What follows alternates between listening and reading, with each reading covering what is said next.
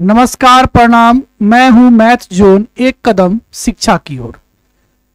इस प्रश्न में इकाई अंक ज्ञात करना है। क्या करना है? इकाई अंक।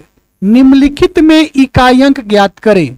91 गुना 93 गुना 95 गुना 96 गुना 97 गुना 98।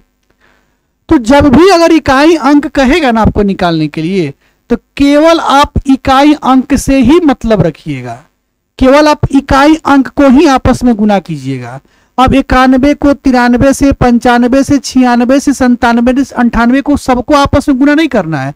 बस केवल आप 1, 3, 5, 6, 7, 8 यानी हर संख्या के केवल इकाई अंक को ही आप गुना करके काम चला सकते हैं।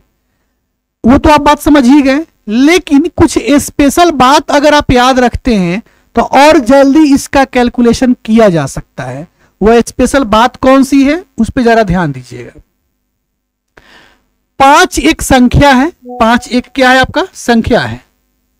5 एक आपका संख्या है, और इस संख्या में अगर हम गुना करते हैं किसी भी इवन नंबर से, कोई भी इवन नंबर हो, कोई भी अगर सम संख्या हो, तो 5 में अगर आप किसी भी सम संख्या से गुना करेंगे तो उसका जो इकाई अंक निकलेगा, उसका जो यूनिट डिजिट निकलेगा, वो हमेशा क्या निकलेगा? 0 निकलेगा। कोई भी इवन नंबर को अगर आप 5 से गुना करते हैं, तो मान लीजिए कि 5 को हम गुना कर दे 2 से, इवन नंबर 2 है ना जी, तो 5 दूना 10, तो इसका इकाई अंक क्या है? 0 है।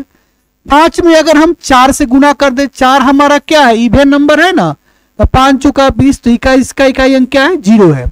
तो आप क्या समझे? आप ये समझे कि 5 को अगर किसी भी सम संख्या से गुना कर दिया जाए तो उसका इकाई अंक क्या निकल कर आएगा? 0 ही निकल कर आएगा। ठीक है। अब यहां पर देखिएगा जरा ध्यान से। अब यहां पे ध्यान समझिएगा। इसका इकाई अंक 1 है, इसका इकाई अंक 3 है, इसका इकाई अंक 5 है, इसका इकाई अंक 6 है, इसका इकाई अंक 7 है और इसका इकाई अंक 8 है। यहां पे तो एक इकाई अंक 5 मिल गया और एक इकाई अंक यहां पे 6 मिल गया। तो 5 में अगर किसी भी सम संख्या से, 6 तो सम संख्या ही ना है, तो जब यह 5 हमारे पास है और कोई भी सम संख्या जब आ गया, इसका मतलब इन दोनों के मल्टीपल का यूनिट डिजिट क्या होगा? और जब यहां पे मल्टीपल का यूनिट डिजिट 0 आ गया, तब तो कुछों में गुना कीजिएगा तब तो 0 ही ना आएगा रिजल्ट, तब तो 0 ही आएगा रिजल्ट। इसका मतलब जब इसको आपस में आप पूरा गुना कीजिएगा तो इसका जो यूनिट डिजिट निकलेगा, इसका जो यूनिट डिजिट निकलेगा, यूनिट डिजिट इकाई अंक, वो क्या निकलेगा? आपका 0 निकलेगा। ठीक है। तो ये तो अगर आप कुछ स्पेशल बात याद रख रहे हैं तो आप आसानी से निकाल सकते हैं। अगर ये स्पेशल बात अगर आप याद नहीं रखते हैं, अगर ये स्पेशल बात आप याद नहीं रखते हैं अगर, तो आप डायरेक्ट इसको गुना भी कर सकते हैं आपस में। क्या कर सकते हैं? गुना। चलिए गुना करते हैं। 1 तिहाई 3, इकाई अंक को ही केवल गुना कीजिएगा। 1 तिहाई 3, फिर 3 बचे 15, इकाई अंक 5, फिर 5 छक 30, इकाई अंक 0, 0 में 7 से करेंगे फिर 0, 0 में 8 से करेंगे फिर 0।